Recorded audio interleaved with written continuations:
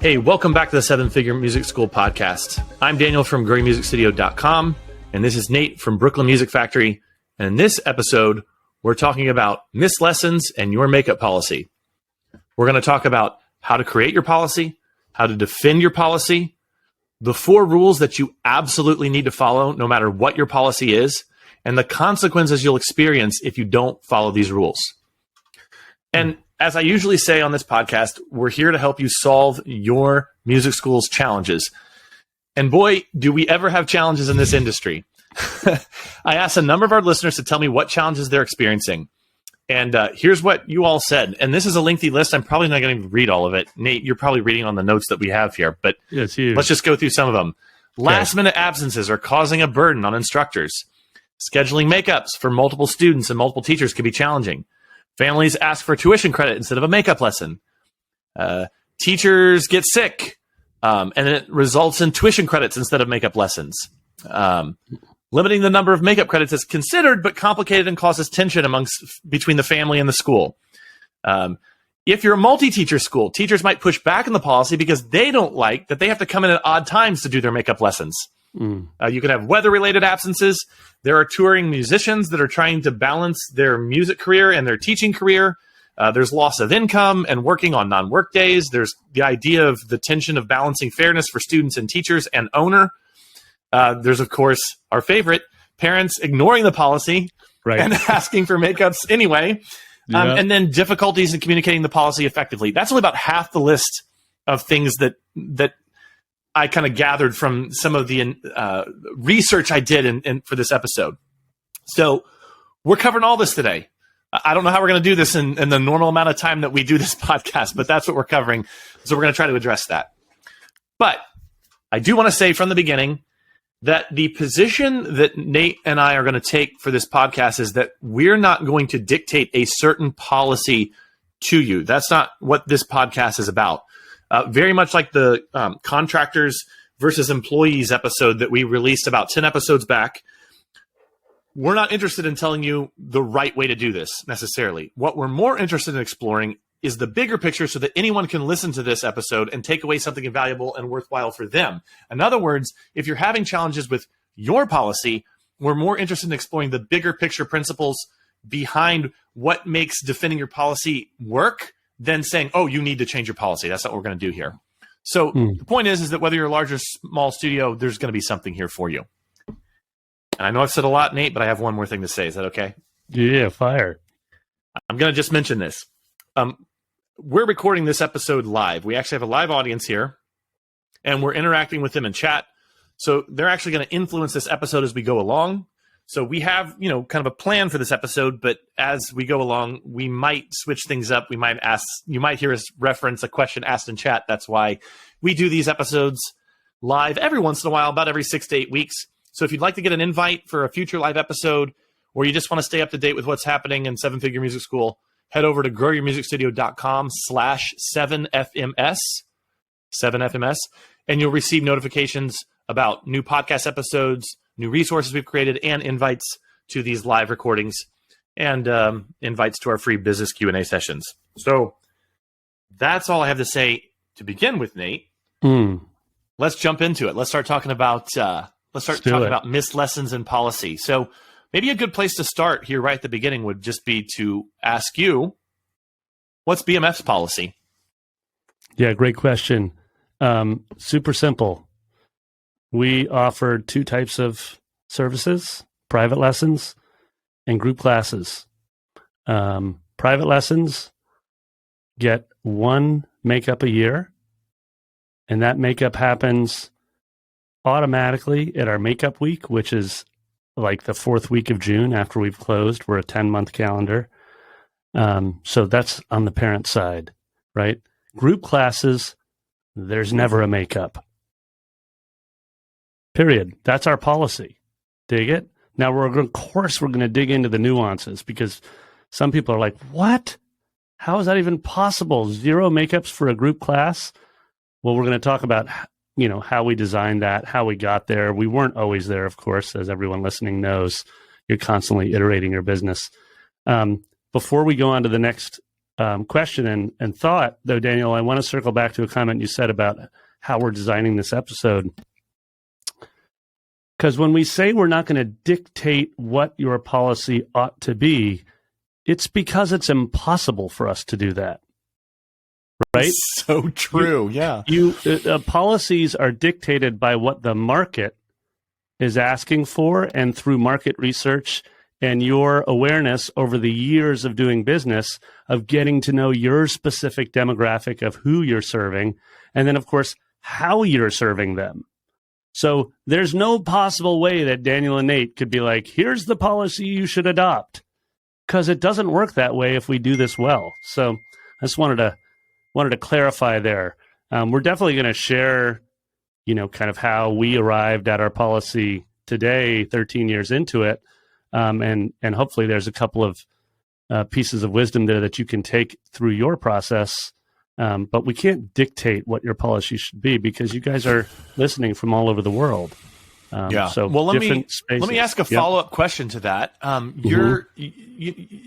The policy that BMF has, and I'm going to talk about mine because it's actually a polar opposite to yours. But the policy that BMF has, I think some could consider to be ideal, a dream. Like, you only allow one makeup a year. And no makeups for group classes. And, I see plenty of evidence in some of the teacher forums on Facebook and elsewhere that there are some teachers out there that have a no makeup policy. And, I see these people coming from all over the country. How did you get this, a policy that's just so in favor of BMF, let's say? I'll be a little cynical in how I phrase that. Yeah. So I would actually frame it, Daniel, that there's three specific cohorts of people that you are trying to appease with your policy. There's the parent / the teacher. So we'll call it family experience, AKA the customer. There's management, or the administrative team that's managing all of the communication, the billing, the systems, all that stuff. And then you have teachers, right? So all three of those cohorts need to be considered when we're developing a policy. So how we got to our policy was, like so many of you listening, doing it incorrectly for years and feeling a lot of pain, say, from a parent, lots of parents complaining about this, that, or the other. They don't understand our policy. I thought our policy was this, and now you've changed it. We never knew that was the policy. Things like that. So pain from the parents, or let's take the teachers for a second. Pain from the teachers who constantly felt whiplash because they were late. Wait, so you're asking me, like you cited before, you're asking me to come in on a Sunday morning to make up the lesson? So so there's lots of listening and research that goes into ending on a policy that you have today, which, by the way, Daniel, as we talk about all the time, is a living, breathing thing. It can get refined over the years, and it ought to get refined over the years. Why should it get refined? Because you get to know your families, you get to know your systems, and you get to understand your teachers more and more each year that you're doing this, right? That's the way this is supposed to work. So anyways, in short, we arrived at our policy by failing often in the early years with trying things like, we'll make up as much as you want. Teachers go rogue, do whatever you think is right for your family, to having no policy, just deciding, you know what, let's just let every teacher decide what's best for them, and then we'll see what happens if that's how we operate. We also did the crazy thing of trying to reschedule group classes, which, for all of you that have group classes, know that it's an absolute nightmare to get like 6 parents of 7-year-olds to all align on an alternate date and time to have a makeup class. So that's, of course, an absolute nightmare for management to have to try to manage. So, or let's say worst case scenario, your teachers are somehow responsible for rescheduling 6 students for their group class. That would kill most of our teachers. So yeah, we arrived at it through a lot of discovery, and then just to add to this, and we're going to talk about this, but we coupled it with market research. So our makeup policy is aligned very closely to the 5 other schools that are within our region, and sort of, I don't really use the term competitor, but they're the closest aligned with what we do and who we serve. And so, Okay. so that's it. Market research plus a whole lot of internal research. With a policy that strict, do you often get pushback or fights with clients? Just a brief answer here. We don't need to go super deep into this. Of course. Like I was just talking to Jessica, who's our director of family communications, AKA like really the one who runs the whole school. And she's like, oh yeah, there are families that push back and they leave. And that's what you want. You want the family. Some families, it's totally fine. They need much more flexibility, but they're not going to be correct for a program like Brooklyn Music Factory, because we're taking a student on a 7 to 10 year journey. And we all know, for whatever we've excelled in our own life, that like consistently showing up and having that version of accountability is essential to whatever you're trying to do in your life, right? With that level of commitment. So at BMF, that's what we do. We get pushback on the group class piece, right? But the thing to remember is that we're not talking about the how we actually follow through on this yet. We'll get to that later in the episode. But the short answer is, yeah, of course. We have parents that are like, wait, I don't understand. It was a snow day. Why don't we have a makeup class? Right. So we'll talk about how we arrived there and how we manage that later. But yeah, sure, of course. So Nate, I want to talk a little bit about what I did, and then even what I've seen amongst the vast number of schools I've worked with over the last 7 years. So I took the polar opposite policy to your group class policy, because I did offer unlimited makeups to my families for group classes. And the reason I could do that was because I was running a multi-level group system. At BMF, I know you have a variety of group classes, but the core of BMF's curriculum is around putting together kids into bands at age-appropriate levels, and those bands working together. Well, let's think about the real world. If you have a band practice, you're 28 years old now, you have a band practice, and your drummer's sick, there's no makeup band session for the drummer. You either cancel the practice or it's a cappella night. Well, that's how it just makes sense that's how it would work at BMF. It's education imitating real life. For me, since I was running a multi-level group system in my studio, so what I did was keep a calendar of all the slots that I had available, and that calendar was updated throughout the week. Earlier in my career, it was updated by me. Later in my career, it was updated by my admin assistant. And parents could go on there anytime, and if they had parent-teacher night or, there was a rain out for soccer practice and it was moved to the lesson night, they knew that they could just go in there, take themselves off the calendar, and move around either on that week or in a future week. And I disconnected myself from that whole makeup process because I didn't even want to have to deal with it anymore.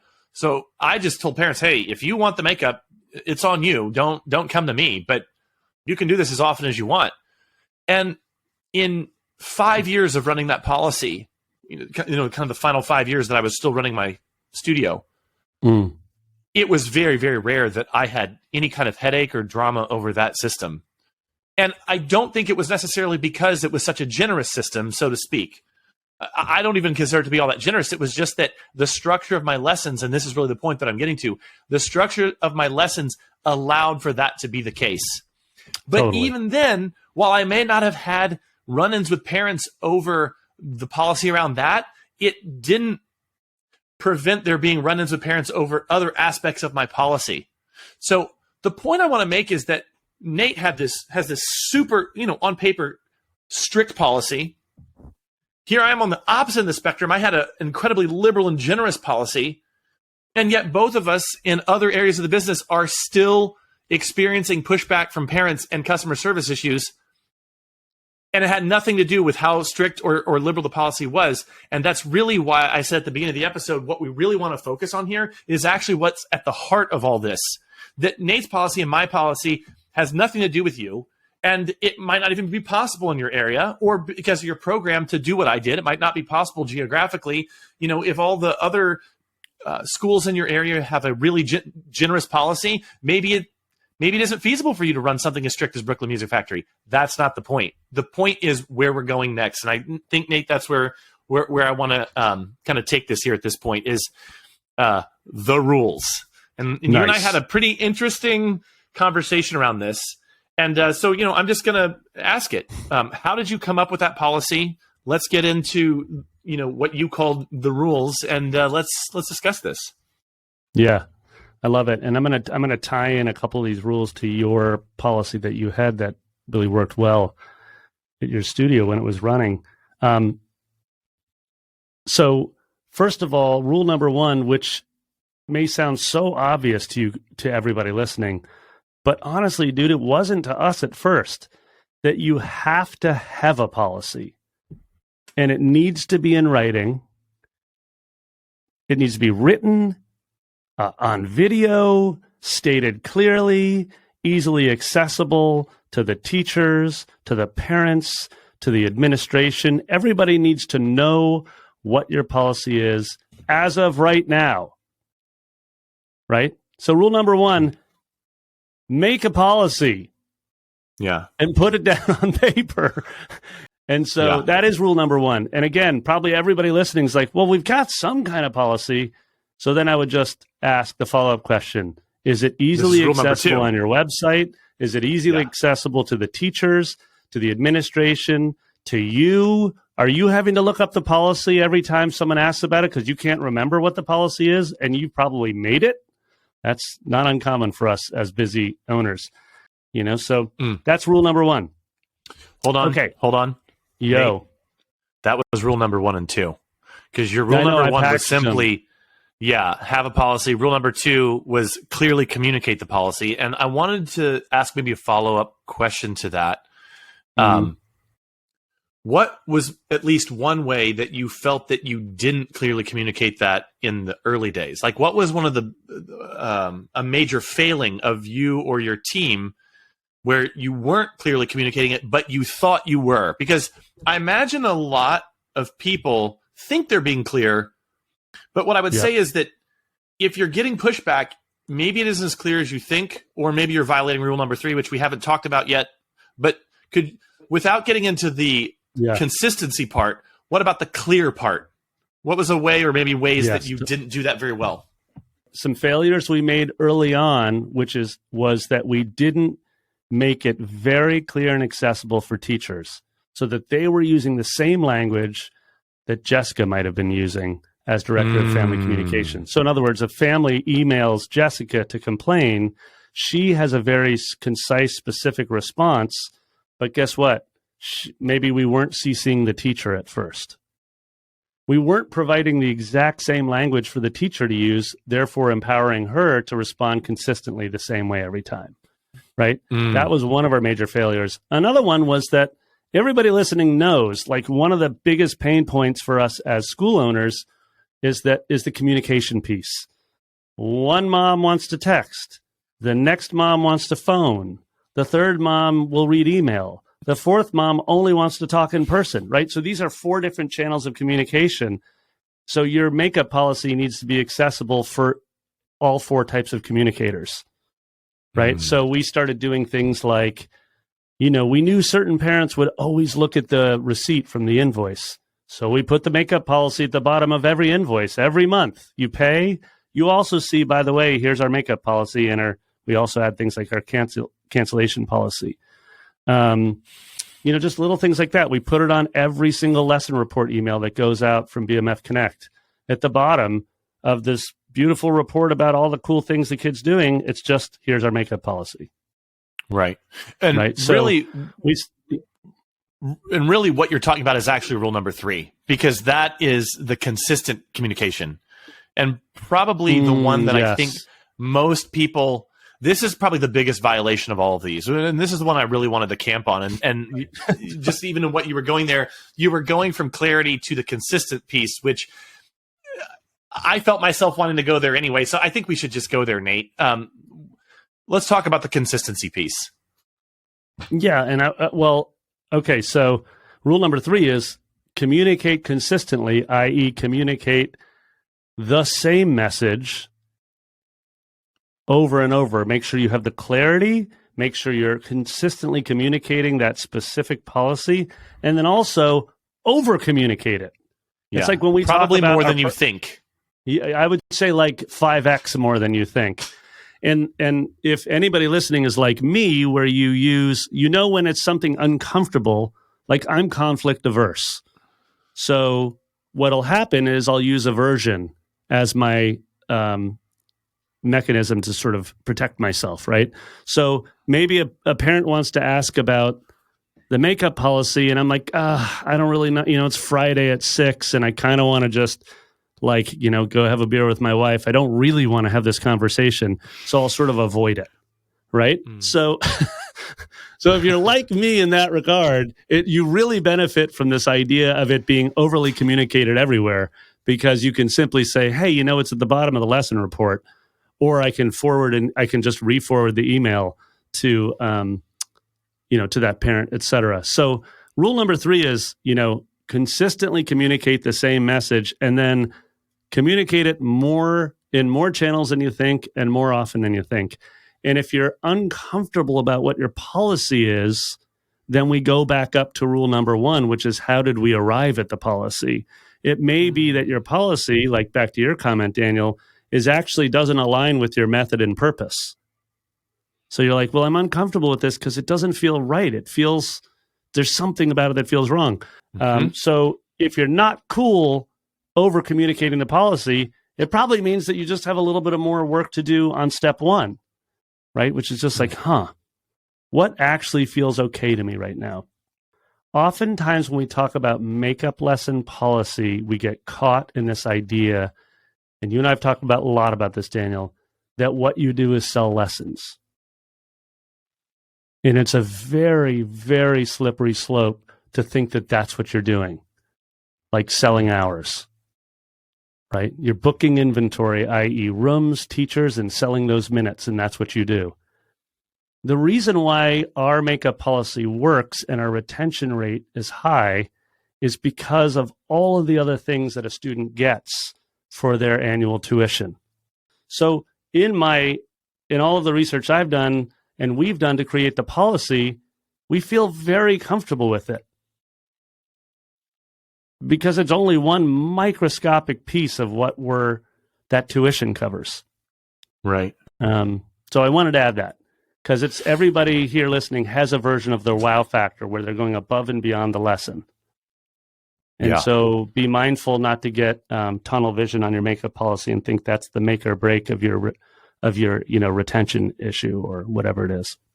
Yeah, I would be interested to see how you respond to this as well, Nate. But someone wrote in the chat, how can we best communicate this particular topic, that we are selling results or an experience? And I'll answer that. And then, Nate, if you have anything you want to add to that, I'd love to hear your thought. But I don't think it's, unless I'm misunderstanding the question, I don't think it's necessarily a communication piece to families, but rather the total package that they are experiencing, where it's one that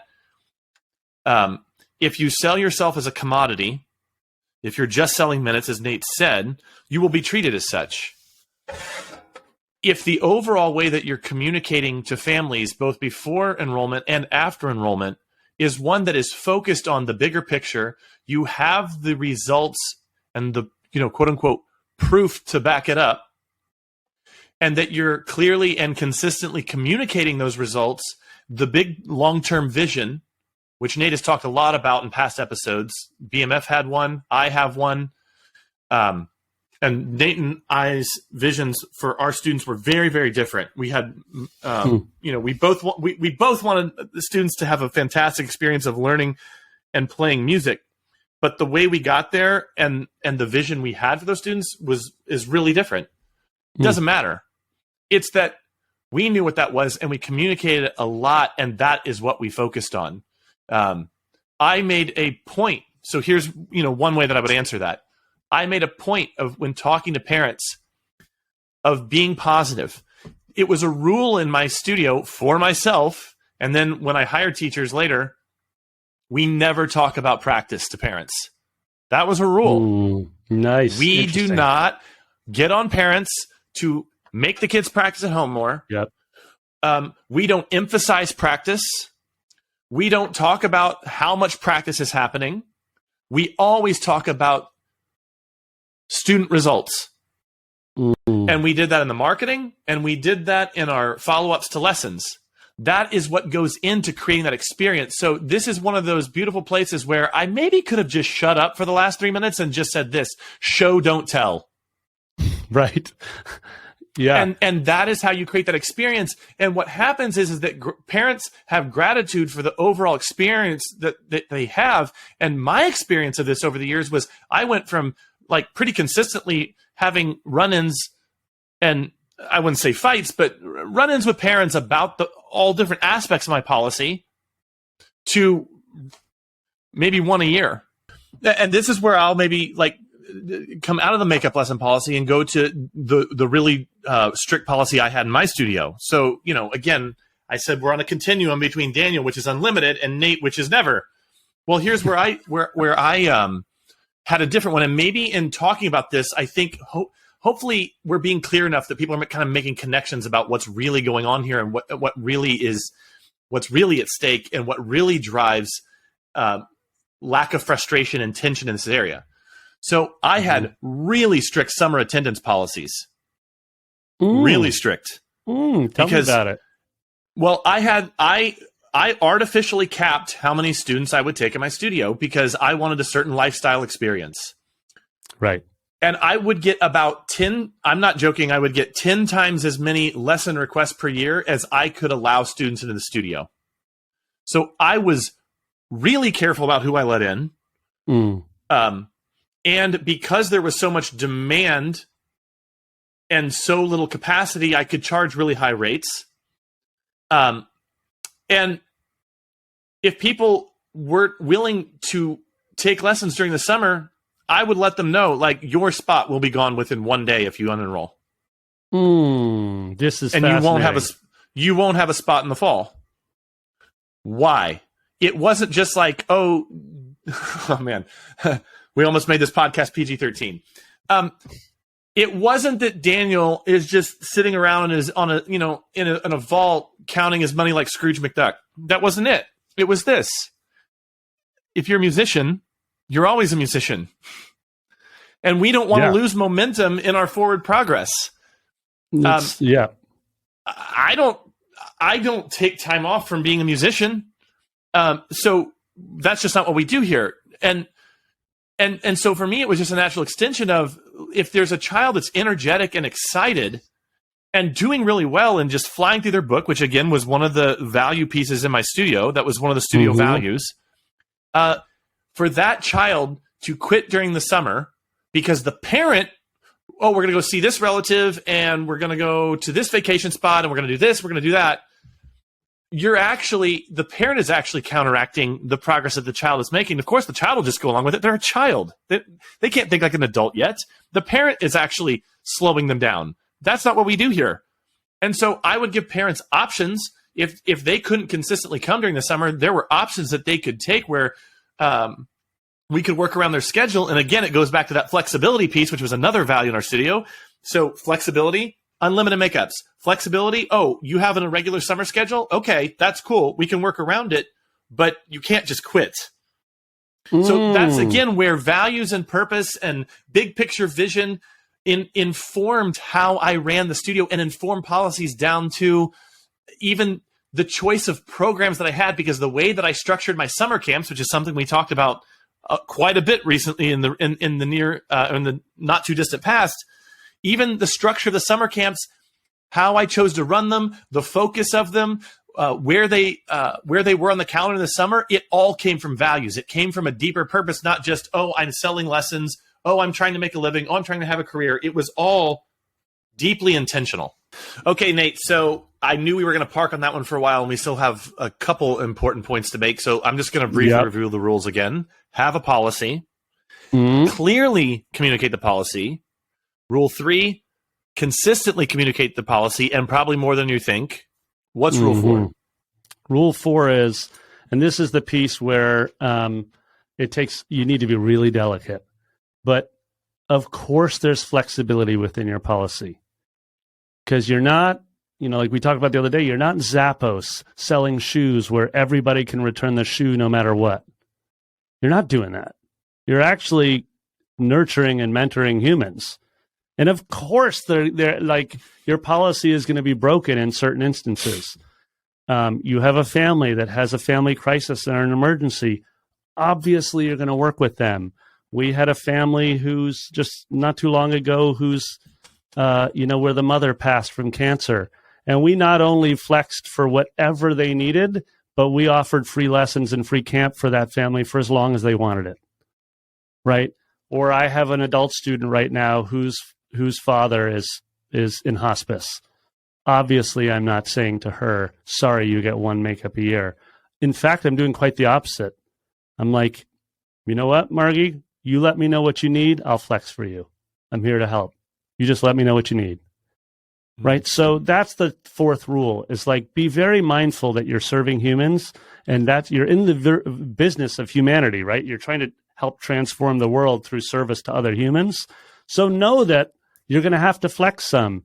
But I would say on that, there's a little asterisk to this, that if you are going to flex the policy, let's say you're the administrator who's going to choose to flex the policy on behalf of a family that's highly valued and has a need, then you need to make sure you're consistently, as the admin person, communicating that to the teacher. Like, why are you flexing in this instance and you haven't in all the others? And then, of course, like, go to that. You're working in partnership with your teachers. Go to that teacher and ask for permission. Say, hey, this feels like the right thing. Can we find a solution to serve this family that's in need right now? So that's the fourth rule, is just understand that this isn't, you're not selling widgets. Yeah. It's not Amazon. You never want to be Amazon.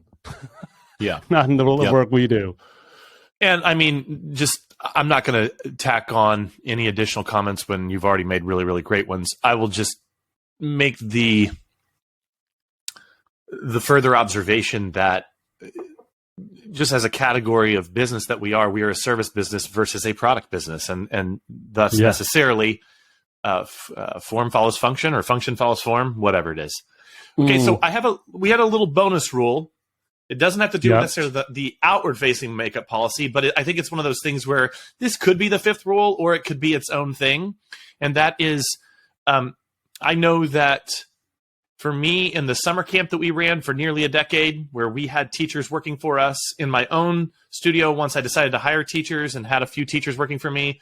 And then for you, Nate, dozens of teachers, that fifth rule would be rules for teachers. If you have teachers, you need to have rules for the teachers as well, when they can cancel, when they can miss, all that sort of thing. So, Nate, maybe let's unpack a little bit that. Honestly, this maybe should have been like 3 episodes. I don't know. But because we could probably go super deep into that right there. But could you maybe give me the highlights of that 1 hour long podcast? So to frame our rule for teachers at BMF, by the way, this is like a universal, right? Like school owners and administrators, they're constantly struggling with this question, like how to keep your A-list teachers while still giving them the freedom to do what they need to do in other facets of their career or life, right? But this is how we frame our policy with our teachers. First of all, the policy is the following. You can miss up to 3 of any given day of the week over the course of our 10-month calendar. So, Perry has got a gig on a Monday night that he really, really doesn't want to miss. And we're like, okay, great. Well, that works. You can find a sub for the lesson. But you only have 2 more Mondays over the course of 10 months that you can miss. Dig it? So that's the policy. The way we frame it to the teachers is just from the perspective of the student, which is what, by the way, when we're working with our teachers, that's what we're hoping to nurture in great teachers, is a true love and respect for the student and the student's journey, right? And everybody listening probably knows that. They know that probably themselves as a teacher, that those are the things, the student is who our teachers are thinking the most about. So we reframe it and say, what would it be like to be your student and to have you not show up? for 3 Mondays in a row. What do you think happens with that student's engagement? Right. Oh, yeah. So that's how we frame that policy for teachers. And you have to, just again, it's the same rules above apply to your teachers. You got to have a policy. You got to put it in writing. When they get hired and onboarded, you need to read it out loud. They need to read it out loud. They need to know, yes, I get it. This is the policy. They're all going to ask questions about it. So you need to give a real example. Let's say you want to go on tour for 2 weeks. Awesome. Well, that would be 2 of your weekdays out of the total 3 that you could miss over the course of 10 months, right? The other piece of our policy, Daniel, is that we have blackout weeks. So at the very beginning of the year, when you're, we call it the launch and level 5 weeks of the year, where those relationships are getting rekindled, we're re-engaging with certain families, et cetera. You can't take time off. You can't book a gig in week 3 of the school year. Just like during our songwriting party season or our gig season, maybe your recital season, those are also blackout weeks. You can't be gone the 2 weeks before your intermediate student shows up to sing her first songwriting party. Right? It's just not fair to the student. So we have blackout weeks too. So that's our policy. And the only thing I would add to that is, of course, you also have that rule number 4, which is you're dealing with humans. Yes. I mean, so we have I'm subbing today, dude. We're going to be done recording this. I'm going to go cover for Natalie because she is out sick and has been for a couple days. That's separate from the, that obviously we're not only legally obligated to give her sick days, but people get sick. So you're working with your staff as best you can. Yeah. Nate, 30-second answer. Do your teachers find their own subs? Great question, Lisa. Yes. In our system, we create a call list for them to find their own sub. Reality, today, in our Slack channel, Lisa, emergency time off, Natalie filled out her emergency time off form. It shows up, 10 a.m., I'm in a meeting. I see that she needs time off. I look at my calendar and I think, okay, this is 0 hours. I mean, this is, 6 hours notice. I volunteer myself to help where I can. Right. So I don't put it on her in that emergency time off situation to find a sub. But we had another teacher, Sienna, who was doing a musical for 2 weeks, and she knew well in advance. And so she went through all the trouble of finding subs for those 2 weeks that she was out. So that's the answer to that. Like every system, Lisa, you sort of have to honor it and know that it works, hopefully 84% of the time. And that other 16%, you got to improvise a little bit and help out where you can. Nate, before we kind of go to the close here, do you feel like that you fully expressed everything you wanted to say about how you arrive at the policy, whatever it is for each school? I think let me add this piece. That there's a reason why we're not uncomfortable, that we get that nerves arrive. We get a little nervous around this topic. And I think it would be unfair for me to or for us to go through this and pretend like we weren't nervous around it. I was, and I have been. And I literally, in prep for this episode, went to Jessica yesterday and asked her what she thought about our makeup policy. I was like, what do you think about it? And she's like, I have no problem sharing it anymore. And she added this piece, but that's clearly showing that I'm still curious. I want to know what other people, sort of like key stakeholders at BMF, are feeling about it. So it's important for me to share that it's always on my mind somewhat. I want to make sure we're serving all 3 of those contingents, the parents, the teachers, and the administrator.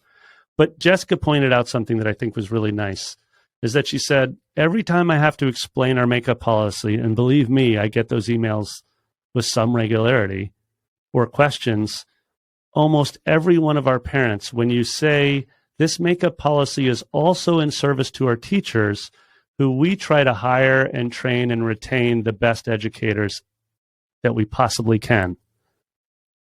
And so it's unfair to them to ask them to be constantly adjusting their schedule to meet the needs of all of, like 40 or 50 of their families they're serving. Yes. And there are very few parents that will be like, I'm sorry, I need them to adjust to my life. They're like, oh, I recognize they're professionals. They have a career. They're here. They're trying to do the best they can. And this policy is in support of that. So that's the last piece I'll say on that. I do want to add to that, because what we're talking about here is there was a book written, I can't remember the author, but the concept is called the theory of constraints. And in absence of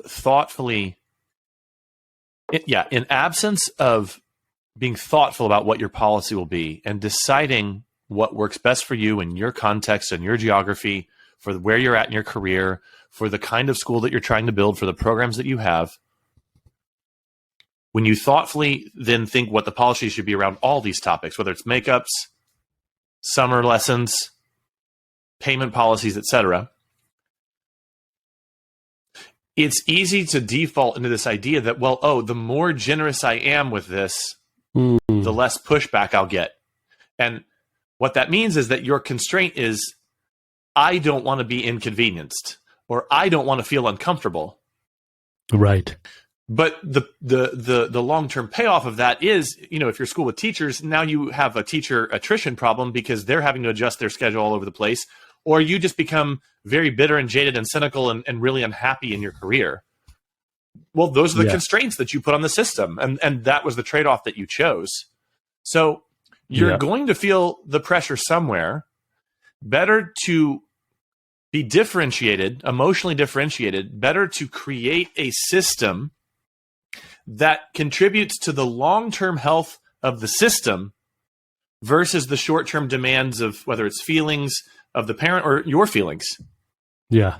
And what I was going to say is that, you might be listening to this and you're already really happy with your policy, or there isn't really a lot of problems around it. Awesome. Good for you. Maybe that person isn't, and I don't say that sarcastically. Good for you. That's awesome.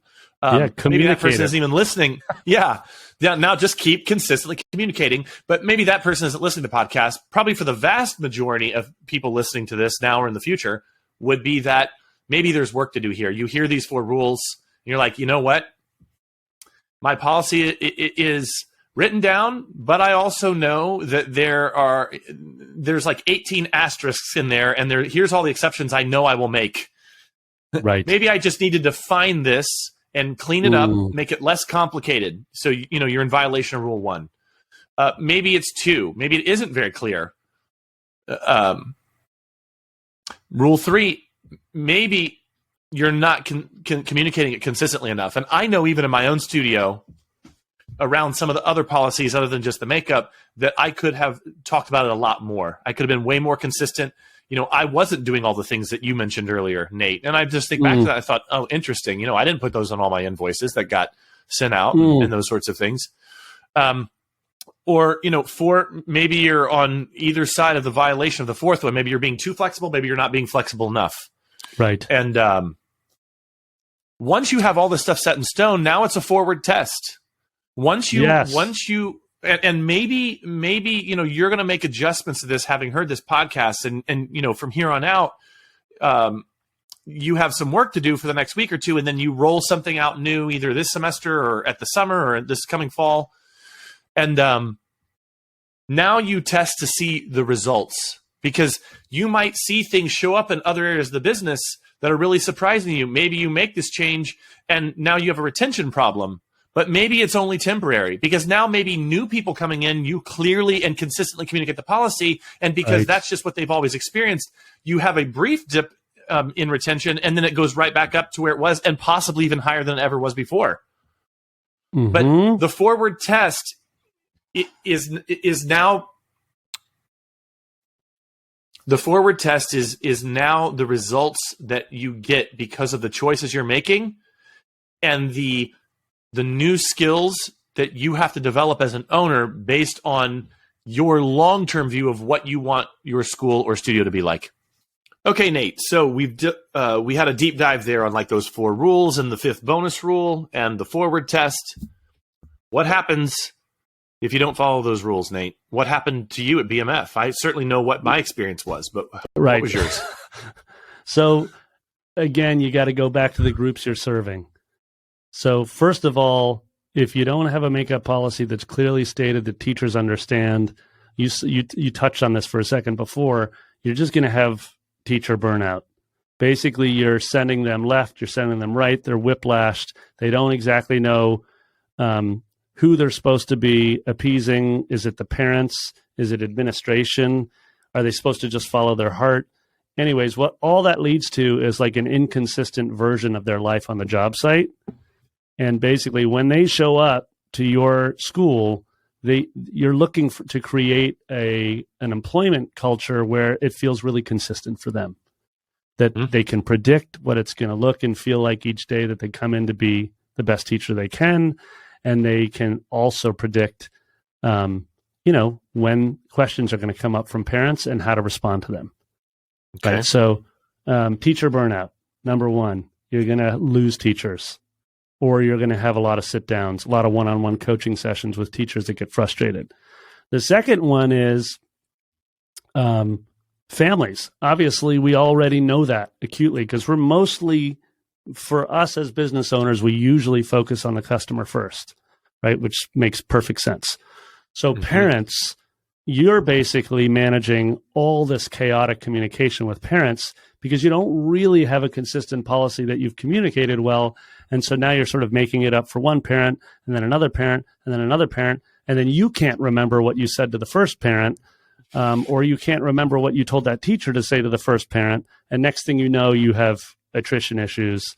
You have retention issues. You don't know why this family that you thought was loving lessons is actually just gave notice, right? So that's the second piece. And then the third piece, and this is the one, Daniel, where I think we can really forget to see this.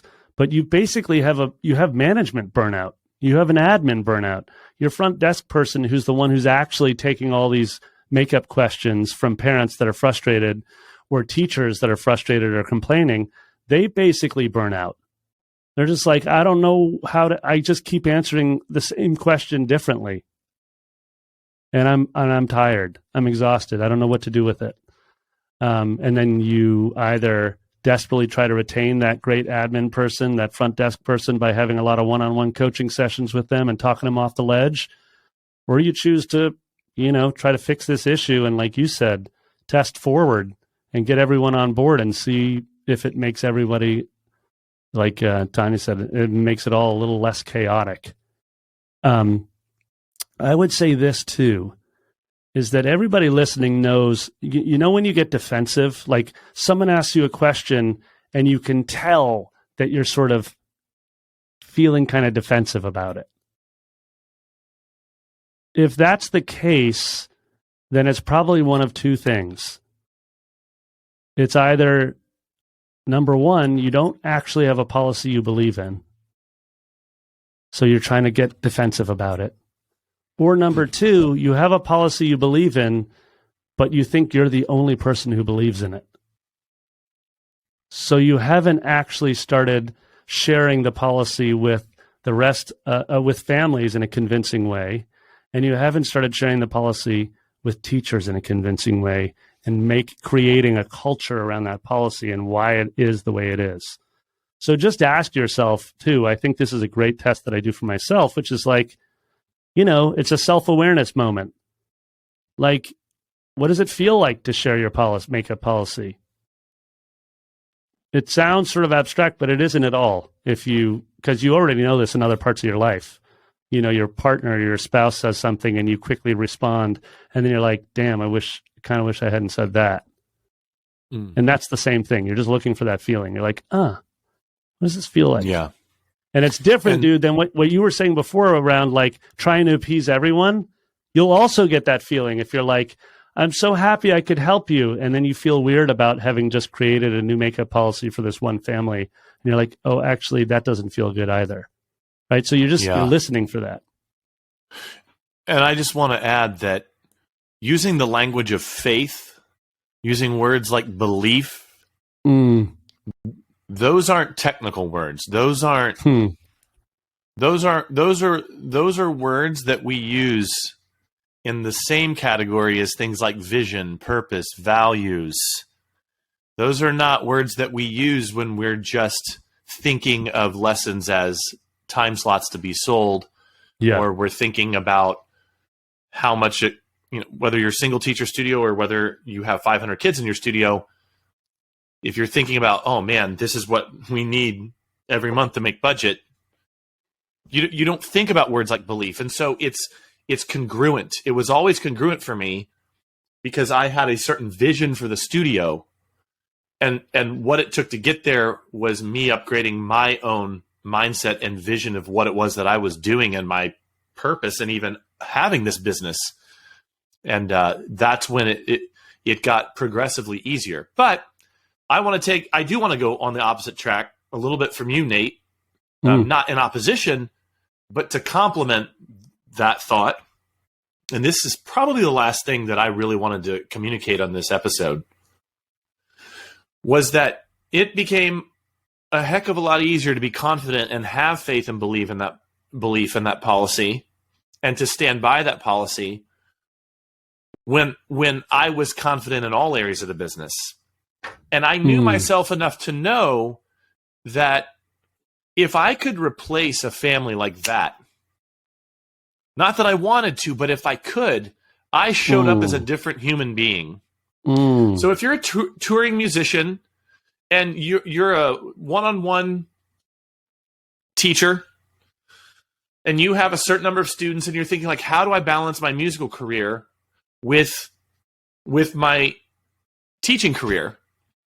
Well, if you can easily replace students if they don't want to wait for you after a 3-month road gig, then you've got to adjust your skills. You've got to upgrade your skills in some areas so that you can attract those kinds of students, or be able to attract students at will, so that you can account for the choices that you're making. I think the other place where I see people is they're trying to have their cake and eat it too. And, one can make the argument of what good is it to have a cake if you can't also eat it? And, I'll give you that. But what you're actually doing is outsourcing the stress of the choices you're making onto someone else. And the thing about being a business owner is that you have to take radical ownership of the results that you want in the business and the life that you want to create. Yes. The career that you want to create. And if you have a team, the life and career that you want to give to your team and to make possible in the environment that you're creating in that business. And so if there's this thing of like, ooh, well, I don't like this and I also don't like that, something's got to give. And for me, it was like, I've got to get really, really, really good at getting tons of leads every year so that I can be really choosy about who I pick, so that I can charge a really high rate for my area, and so that I can be as generous as I want to be in the makeup policy and create the kind of studio that I want to create. So again, I am kind of going back into that vision and values piece, but there's also this thing that once you decide what the policy is, and this is what I was referring to with the forward test earlier, once you decide on that, then you've got to look at, well, who do I have to become to be really confident about this policy? Yes. And there's all kinds of skills that might have to be upgraded as an owner to be able to do that.